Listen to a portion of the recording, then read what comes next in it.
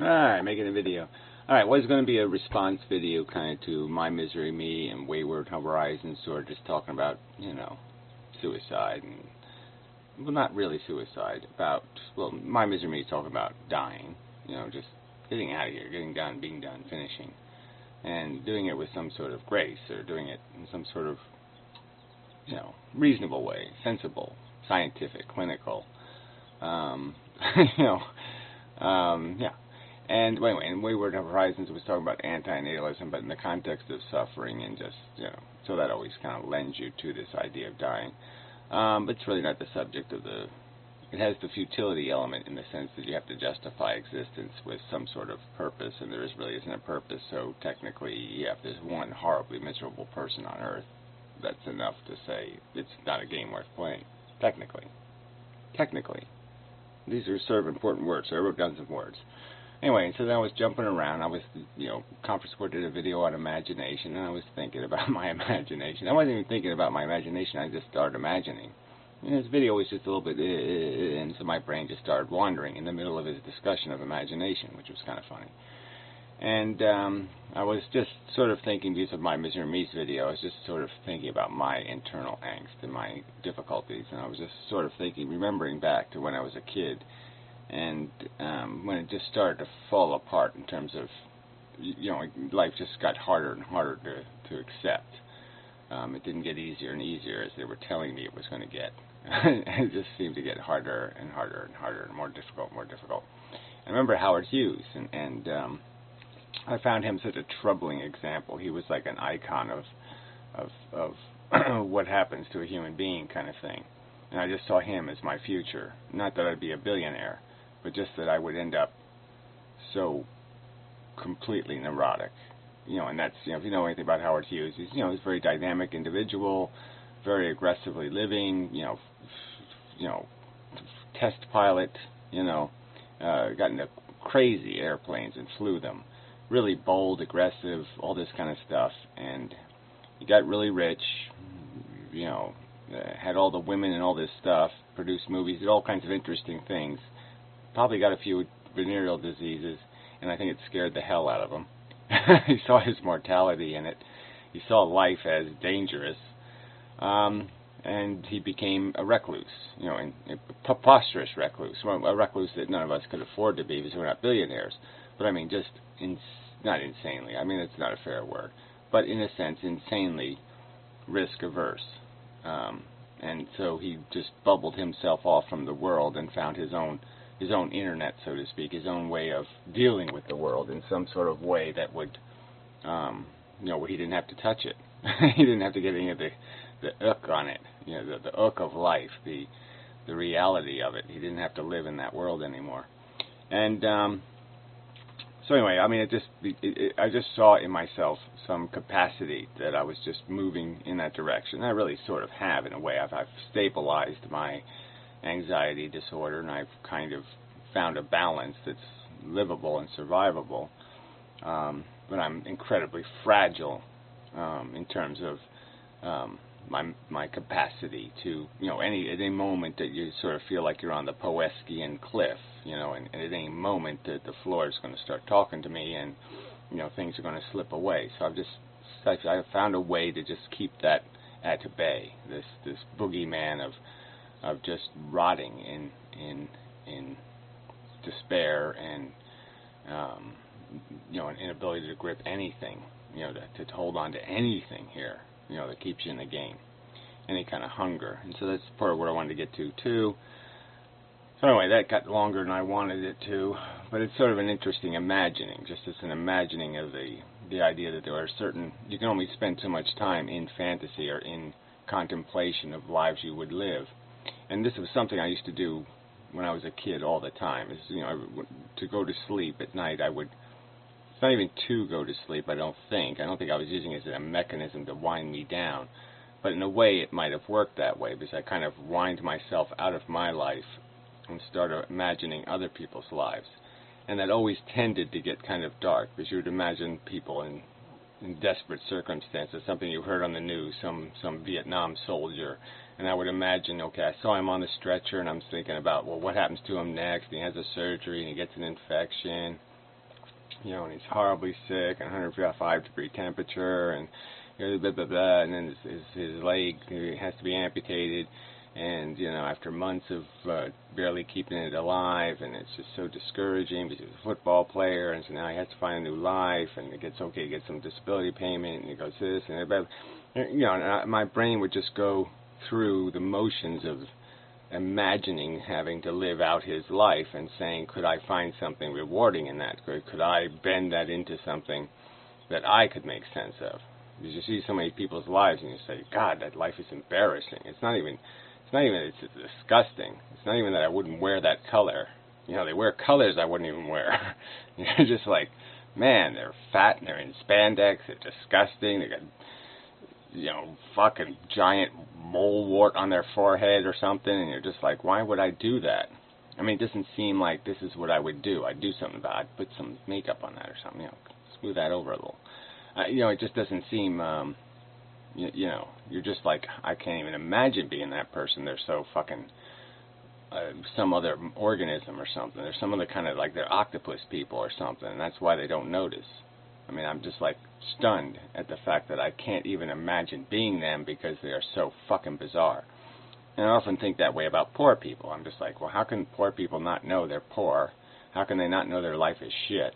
How can they, you know, how can they not figure out that they really don't want to have kids? I mean, man, my brain just, man, what the fuck, bitch? You know, yeah, I just, you know, sorry, no, it just doesn't make any sense to me. You know, I'll sentence my kid to some of this fun. What? You know, wow. You gotta have a really small reptilian brain to be thinking that way. So, yeah, it's very hard to make your brain smaller, you know. I mean, you can sort of try to imagine making your brain bigger and making yourself smarter, but it's almost hard to make your brain dumber. Like, let's see if I can imagine forgetting that 2 + 2 = 4. It's really hard to do that kind of stuff. So anyway, so then I ended up watching this stupid guy talking about objectivity. I don't really care for this guy much anyway, but I'm you and you are me. And it's kind of a snarky commenter. But just an awful video. I mean, I should go play the video. I'll see how much time I got. You know, he's responding to objectivity and ultimate reality. You know, yeah, unfortunately I don't do searches on these words, but maybe I should. Because you know, this was just a horrid video, and I'm disappointed I didn't see it. But anyway, so I'll just play this ending bit. But I mean, it's just, you know, he's even reducing this so you can't even think that there's an objective procedure. Like you'd have some kind of rational procedure for mixing cement or something, and he'd say that's not objective. Like you find some perfect way to mix cement. It always works out. You mix it this way, and it always comes out cement in the end. It doesn't come out stuff that crumbles or rots or breaks. It's a reliable procedure. And he even uses the word procedure in his video and about EMFs or something and showing up at the scene, and they're not being objective because they can't be objective and blah, blah, blah. But they're trying to be. They're trying to be methodical and careful and, you know, follow the proven procedure of, you know, calm people down, take control of a situation. These are reliable procedures. They're dependable. They've been practiced over and over and over again that this will calm somebody down, you know. And it's just, what the hell? You know, it's objective because it's clinical, it's researched, it's proven, it's demonstrated. And there's no self-interest, there's no bias corrupting it. I mean, that's the definition of objective, is that you don't have a whole lot of bias corrupting it. It's a sensible, rational, disciplined approach. And no one's arguing that somebody's going to be able to walk into any kind of situation and be completely objective. Of course they're not. But that's not the argument about objectivity. So this video is just obnoxious. So anyway, listen to this shit, though. This is just amazing shit. Is this big, beautiful, improvisational, cosmic ballet. No one thing, no one part of it holds center stage. No one way of thinking trumps any other way of thinking. I mean, what the hell is that? Oh, there's no such thing as profoundly stupid, fucktarded, retarded, cost ineffective, moronic, If I way of think and I say, I'll go blow up the fucking marathon, that's not fucktarded or stupid. I'll just blow up some little kids and some runners and some other people and somehow blame them because the United States of America sucks ass. Oh, it's their fault. Even if they voted for Jimmy Carter or whatever. You know, even if they sent birthday presents to Khrushchev and Castro, I'll blow their legs off. How fuck do I care? So that's not fucktarded. That's any way of thinking is okay, it's super cool. There's no such thing as rational or connected to reality or sensible. I mean, come on. I mean, jeez. I mean, all this mushy bullshit. You sit there and say this shit in a video like this makes any goddamn sense? This political correct, phantasmagorical pussy shit? I mean, it's absolute crap. There's rational, there's connected to the facts, and there's disconnected from the facts. Those are certain fucking important distinctions, fucktard. Oh, fuck. Objectivity, if there even is such a thing, doesn't... I mean, what is this? Again, we know what these words mean. We know what subjective means in the sense that you have a bias. You have a personal interest. You're going to gain. So you know, if you get into politics or something, you help a certain kind of business. Well, you've obviously helped it because you're getting a payoff or a cut, or one of your kids might get employed there. And so that's called a bias. That means that you didn't make an objective decision like which company is the best for the United States government. What do the people of the United States deserve? They deserve the best producer of a certain product at the best price. That's the standard. That's the procedure. We certainly know what the objective decision looks like, and we know what the subjective decision looks like. The subjective decision has a bunch of subjective personal interest polluting it. The objective decision has, here's the procedure. Well, okay, can they reliably produce a product? Do they have a record of producing things at the cost they get, not going over expenses? Do they have a record of treating their employees right? What's the procedure for defining who's the best, who's most likely to produce the product? And you get an objective, clinical, rational answer versus an answer polluted by a personal interest. You can't tell the difference between those two things? You fucktard? Well, that's what these words mean. That's what objective and subjective mean, okay? They have meaning. You're just taking the meaning out of goddamn words so we can't even speak language anymore, so you can neutralize any kind of oppressive force that might someday say, you're a fucking asshole. Trump subjectivity and vice versa. Just about any aspect of living or dying, any aspect of the universe at all, one thing is not more important than the other. Again, how does anyone make any sense out of that? A cure for malaria is no more important than having a 59 millionth color for cupcake icing. Those two things are just as important. If we're going to spend money on something, we ought to go after that 54th million color for cupcake icing. Just as a cure for malaria. So who cares? Nothing's more important than anything else. Nothing's more sensible or rational. Nothing's more appropriate to the circumstance. No, just make some shit up. If it comes out of your mouth, if you can imagine it in your fucktarded little head, go ahead and go with that. What are you saying? You're not. This is just so fucktarded. It's all made out of stardust. It just seems to be that people are concept. You do this. I don't do anything you do, quite obviously, because my brain, even at birth almost, was capable of making distinctions between soft and hard and solid and permanent and impermanent and all these. It can make all these fucking distinctions. And when it came a little tiny bit educated in something, it could figure out that sometimes you play a game by feel, because I like the blue color, so I'll pick the blue one because I like the color blue. And sometimes you make decisions in a very thoughtful, methodical way because, you want to know the bicycle works, right? There's a difference between having a bicycle that works and having a bicycle that's the right color. And so, when I became 8 or 9 years old, I could figure out that kind of judgment call. Shit. So, me and you haven't had anything in common since I was 7 fucking years old. Makers tend to keep reaching for a concept that holds center stage. the one that the there are truths of reality, and all of them are, some of them are totally irrelevant, like, oh, what is the exact metallic structure of this aluminum nail? And some of them are vitally important to know, like, what's the tendency of a psychology to develop some sort of the psychopathic, antisocial, corrosive perception of, ego grandeur, where they will, harm people and blah, blah, blah. Yeah, they're very different things. One that soars above them all. And I don't think that we're ever going to...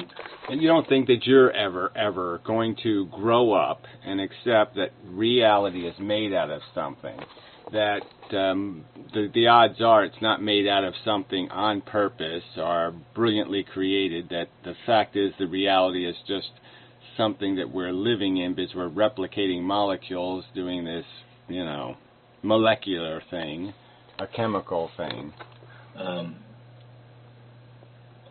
We're never ever going to find that, because we don't need to find that, because... yeah, right. You don't need to find that, okay? Again, you don't, okay? I think rational people need answers. They don't just sit there and especially when, like, if somebody throws you in a car from an alien planet or whatever, you don't know anything about what's going on. They just throw you in the car, they make the car move, and it's squishing a bunch of little bunny rabbits all over a road. You're going to want to know, is there some reason why I'm doing this? I mean, am I going somewhere? Is there no way to put fences up so the rabbits aren't on the road? Is there some... You're going to start saying, this needs to be a lot better. You mix things. As far as objectivity, I don't even think there is such a thing. Yeah, well, you're retarded. You don't want there to be such a thing, that's all. There's no other explanation. How can you destroy a word connected to science, discipline, probability, clinical? I mean, it's dependable, rational, logical. It's connected to every good word there is. So why are you destroying it? Why are you running away from this sense that there's a rational way to play a game and an irrational way to play a game? That there's rational standards of function, like, the wheels got tread on them, is the motor safe, is it consuming the right amount of gasoline, and irrational ways, like, I like the color.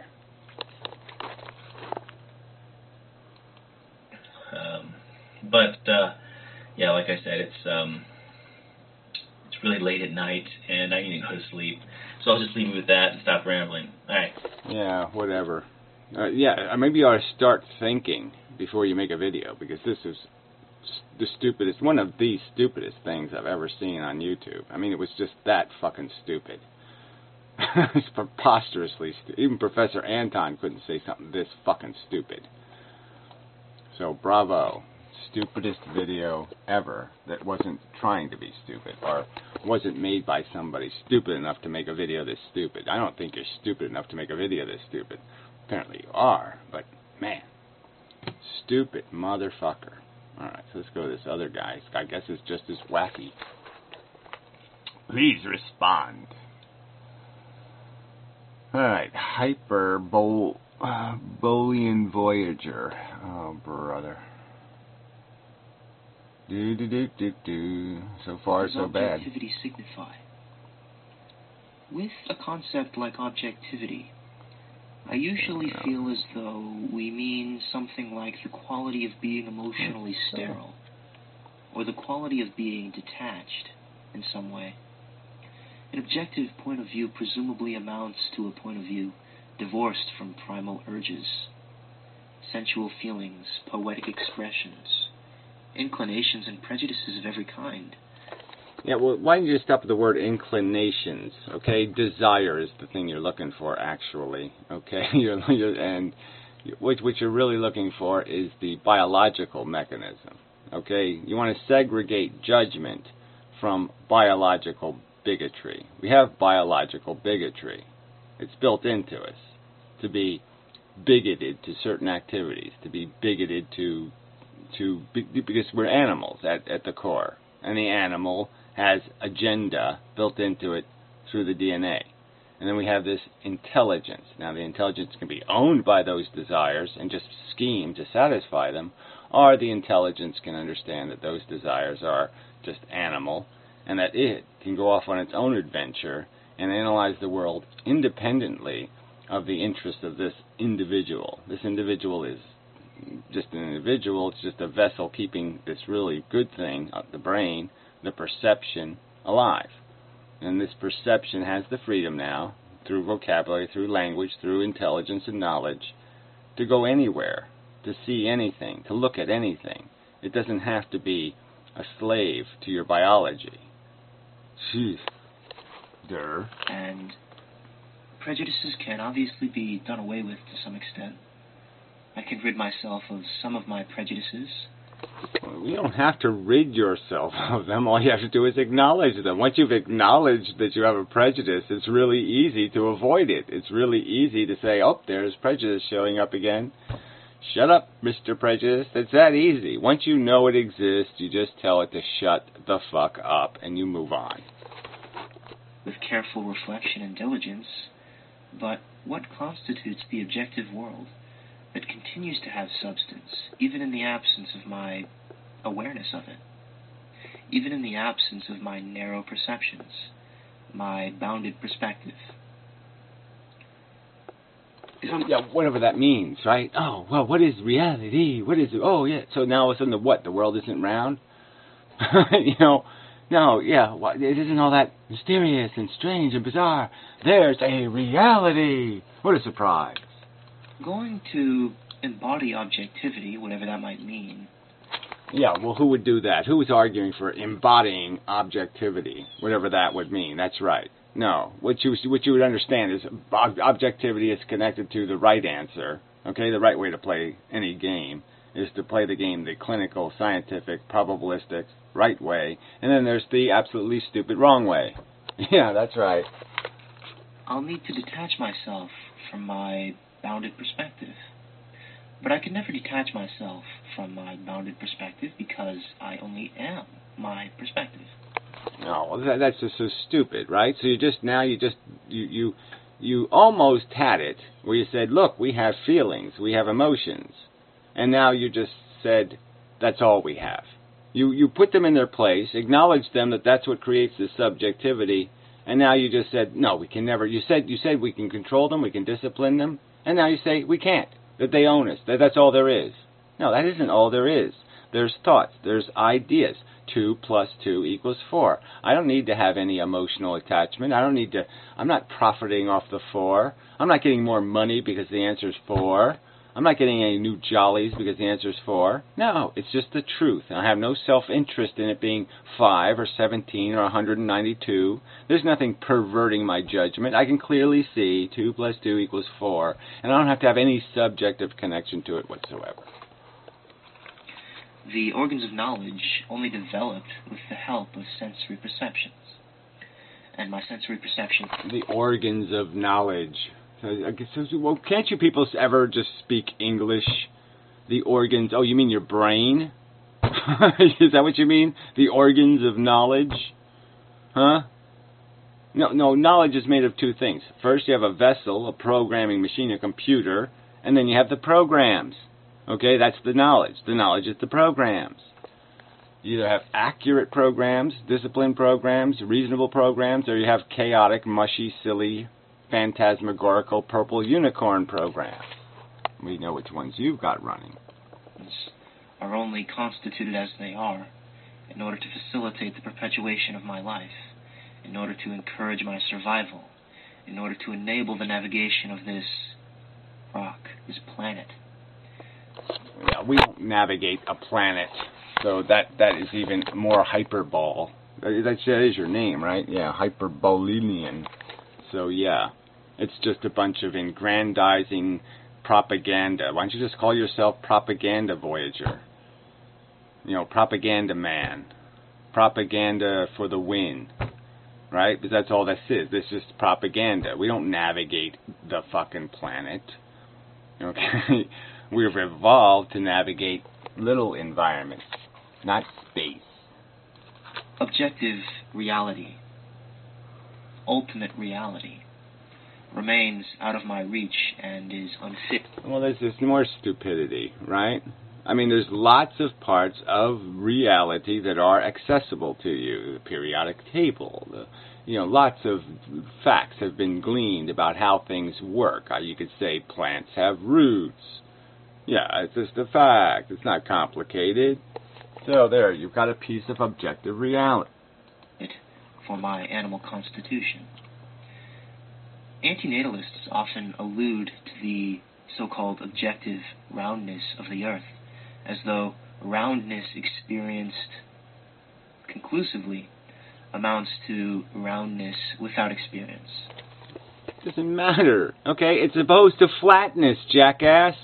It's just merely a statement saying this is a more true description of reality. The world isn't a flat plane and you sail off the end and all that kind of crap. No, we discovered it's round, that there's a solar system, that there's a cosmos, that this is how matter is interacting in the universe, shithead.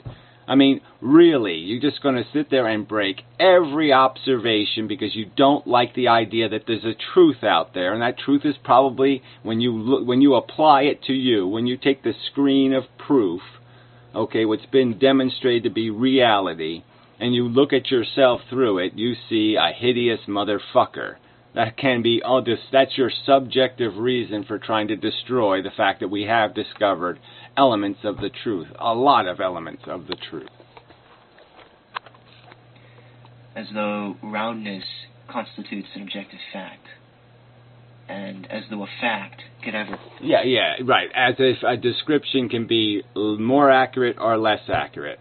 Right? I could see somebody in the street and I could say they weigh 1,000 pounds. Now they may weigh 130 pounds.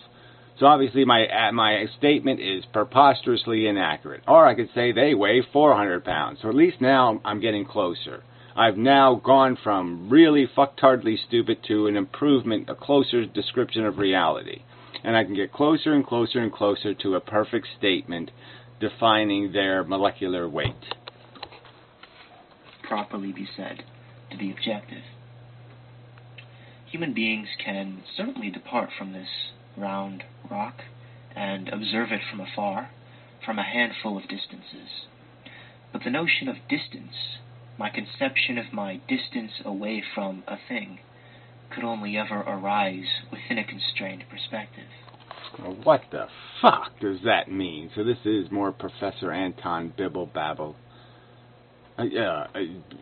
Distance within a restrained perspective. I mean, again, what does that mean?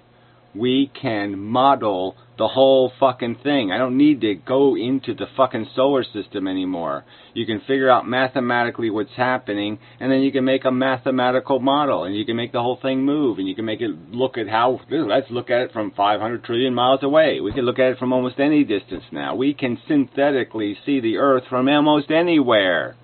Dipshit, because we have knowledge of the function. Jesus. What is that phallic shit? Consider a fairly simple Penis statement. wars? I have 2 bananas before me. Everything about that statement... You got them up your fucking ass. That's what you got.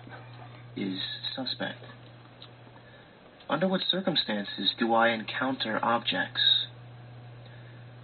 I encounter an object to the extent that I see it. But yeah, we have senses. That's right. Oh, I mean, man, let's just make that all mysterious and weird and bizarre.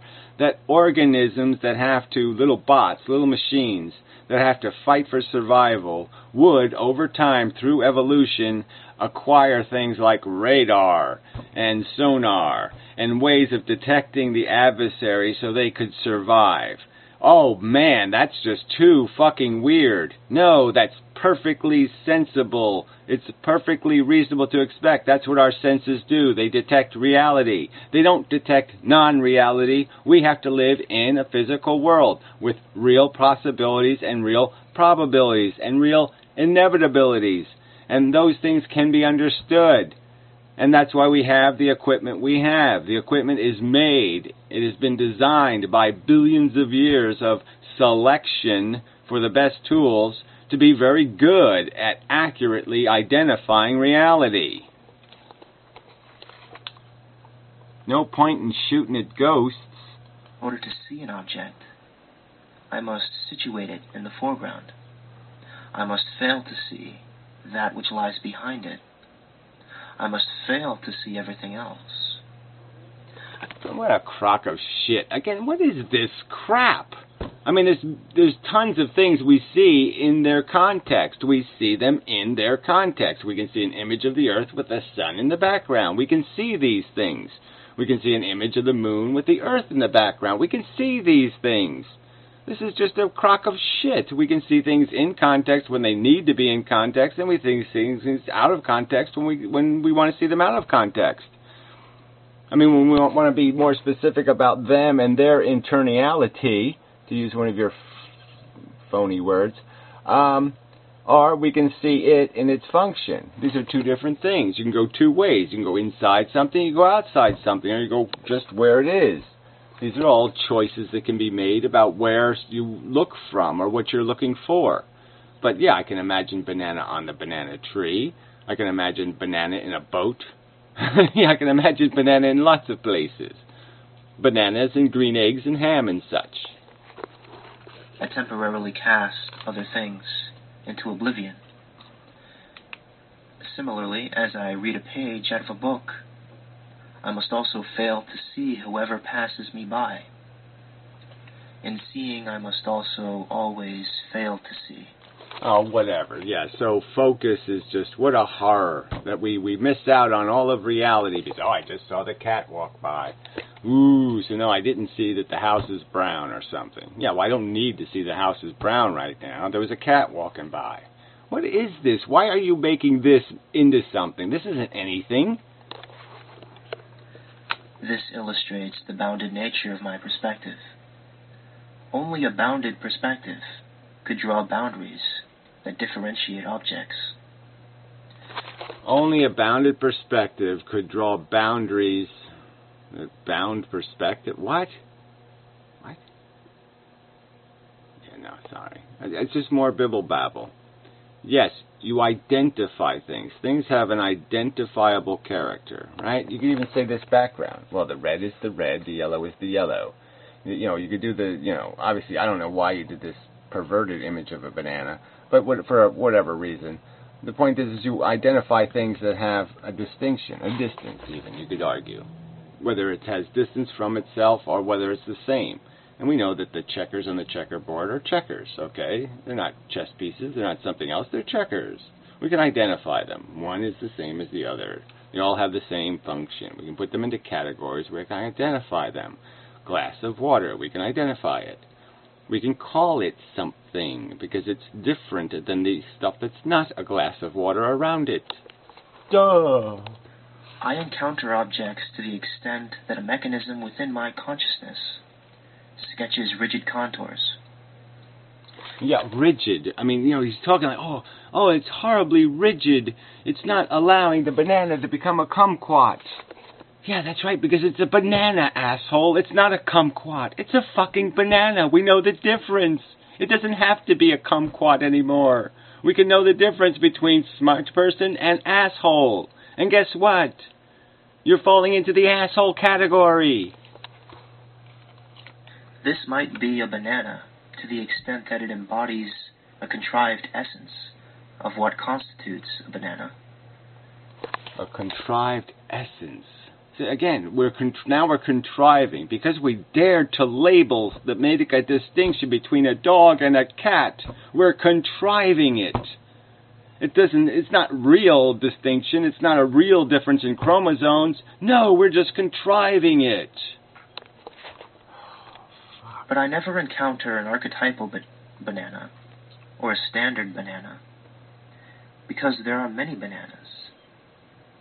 because I attribute the same word to seemingly separate... Oh, well, whatever. Yeah, there's different snow. Every snowflake is a uniquely structured thing. Well, that's right, because every single thing is made out of gazillions of little bits, and every single thing is going to be a little tiny bit different.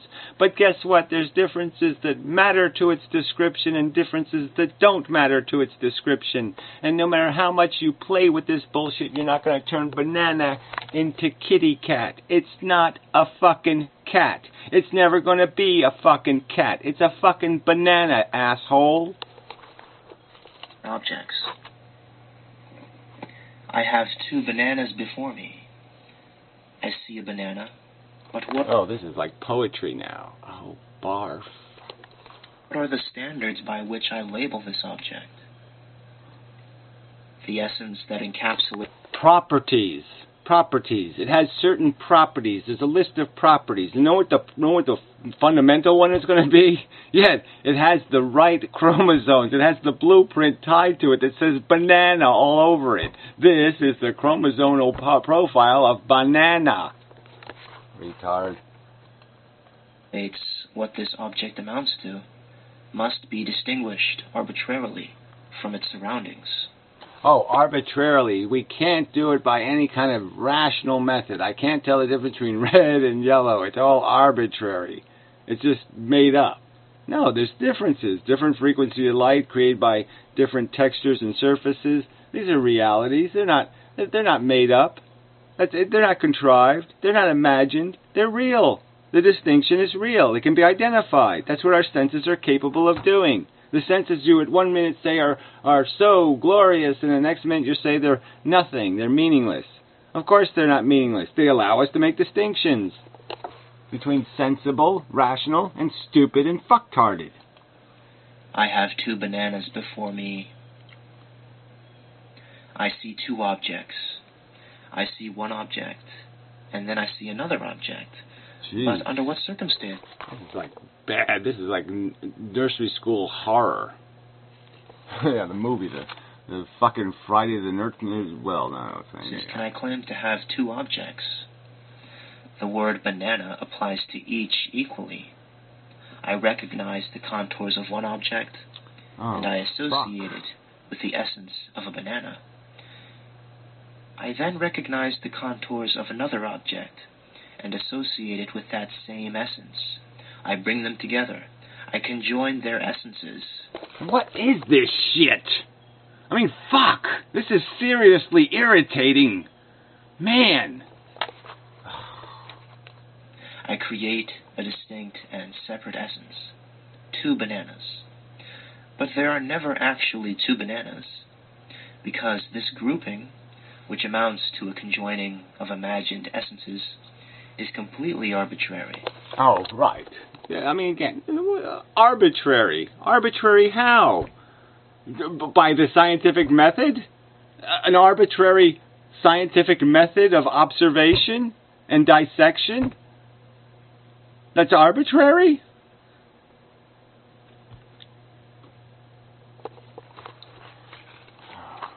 This grouping has no substance in the absence of my bounded perspective.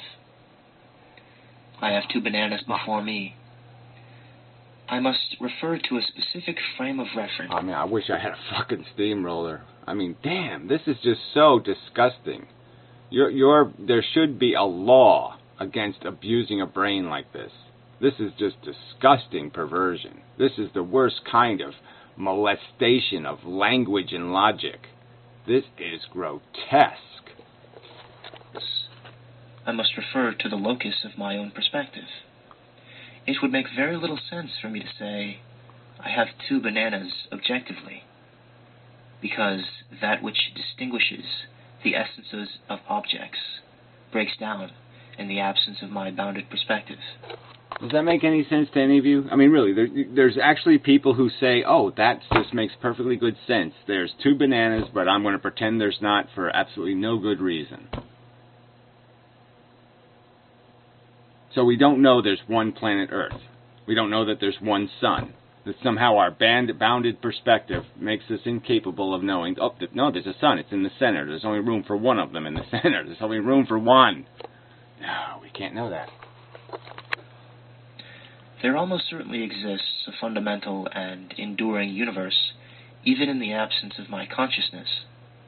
There likely exists a fundamental and enduring fabric beyond me, or beyond my conception of what I am, but my bounded perspective nevertheless conditions and helps to give a coherent form to the world. What the fuck? So you're making the universe now? You're conforming it? It isn't conforming you? Retard? No, the truth is the world is out there. Our tools are made to model that. We model it. It doesn't make us. We model it. Well, it does make us. We don't make it. We don't make it. It makes us. And what it makes inside of us through the process of natural selection is a filtered perspective that takes all the crap out, all the noise out, and makes it possible for us to make the distinctions between the parts. Oh, fuck. To return to shapes, I appear to be able to retain an awareness of this shape that I encounter. But at the same time, something delimits this shape. Something allows this shape to emerge out of its surroundings in the first place. I can't imagine.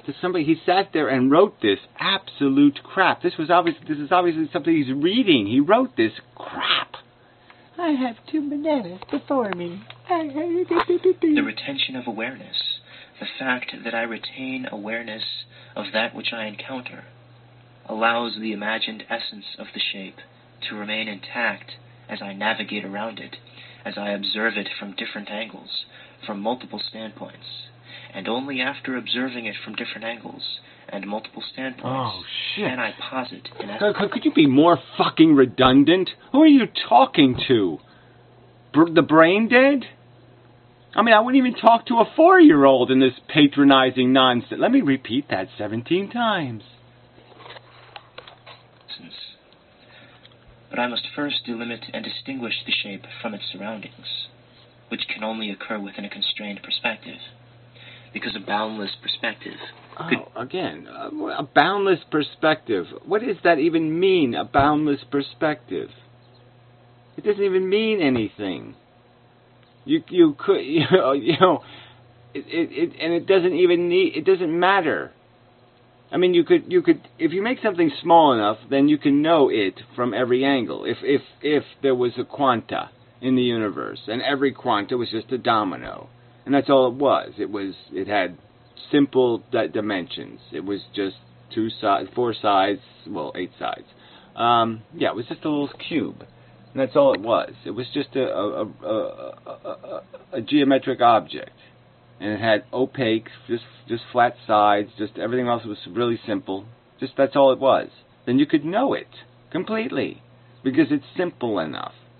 Obviously, the more dominoes you have, the more complexity you have, because now you have the arrangement, you have the distance between them, and this now becomes an arrangement. Now it's more knowledge, more stuff you have to know, and then you get stuff moving. Then you have even more stuff to know. But to say that, well, of course we can't have an unbounded perspective because we can't possibly have that much information. We can't hold it. We don't have a computer big enough. Duh. Never draw a boundary. And only after that can the retention of awareness, the fact that I retain an awareness of that which I encounter, allow me to deal with this object, to interact with this object, to live alongside this object. The whole process smells of biology. Biological imperatives underpin this system. God damn. Yeah, right. This thing happens to be created by an understanding of mathematics. So it's completely outside the realm of biology. Almost everything about its construction and engineering is anti-biology and is completely scientific. Duh. The only thing biological about it is maybe the choice of colors on the squares, and you've took the colors off. Enables biological functions and nothing more. It merely has survival value. Only under these circumstances can moral feelings arise. Moral sentiments could only arise within a constrained perspective. Constrained by an understanding okay, that it sucks to have a drill a hole right through your fucking head, and that it doesn't suck to eat a cupcake instead. Oh, gee. How profound. What a contrivance. I've contrived the difference between drill in your head and cupcake. It's a contrived difference. There really isn't a difference. That's what this fucktard is saying. Moral sentiments nevertheless exist and correspond to various truths. Truth statements simply need to be contextualized. Thus, there are no absolute value judgments. Right. So you just said truth statements need to be contextualized. Contextualized what? Outside the realm of reasonable. That's all you're saying. Yes, you can't have a moral statement because you aren't seeing the purple unicorns that I'm seeing. Is that what you're saying? Because I have a vivid imagination. Well, you don't seem to have one. Everything's in black and white and reduced color. But anyway, that somehow that we can't draw any conclusions. There's no fact statements. There's plenty of fact statements, and they're completely useful in defining a moral truth. Truth statements. Of course, my notion of a constrained perspective only ever crops up within a constrained perspective, just as my notion of what I am only ever proceeds from the fact that I am. So also my notion of a constrained perspective only ever arises in the midst of a constrained perspective. Oh, man. So this constraint perspective, again, is the fact that what? We can't know every we don't know every quanta. There's a zillion quantas in here. We can't know what every one of them is, and so therefore we can't know it's a Rubik's Cube. Therefore, we can't interact with it in any kind of rational, sensible way, or even any kind of absolute statement way, where we just absolutely say it's made out of plastic, it has colored squares on it. These are absolutely true statements. They're not going to change whether we dissect all the quanta or not. It's not going to change that truth. It's just the truth. But yeah, let's forget about that, because that would be the rational thing to do, would be reduce things to the necessary knowledge. Right? No, there's no such thing as necessary knowledge. There's no such thing as primary function. There's no such thing as the substance of a thing. No, it's all or nothing. You know every single quanta. You know exactly what every quanta is up to, or you don't know anything. That's just a pile of crap, obviously. But my constrained perspective nevertheless feels boundless, because... Look, the tires on that truck are tires. That's what they are. We have a word for it. It's solid. It's solid as solid can be. They're never going to become untires. They're tires. Like 2 plus 2 equals 4. You're not going to change the fact that that thing's a fucking tire. Because the word tire was invented to describe that thing. It incorporates whatever it encounters. It never incorporates that to which it never has access. I could never properly speak of that which I never encounter.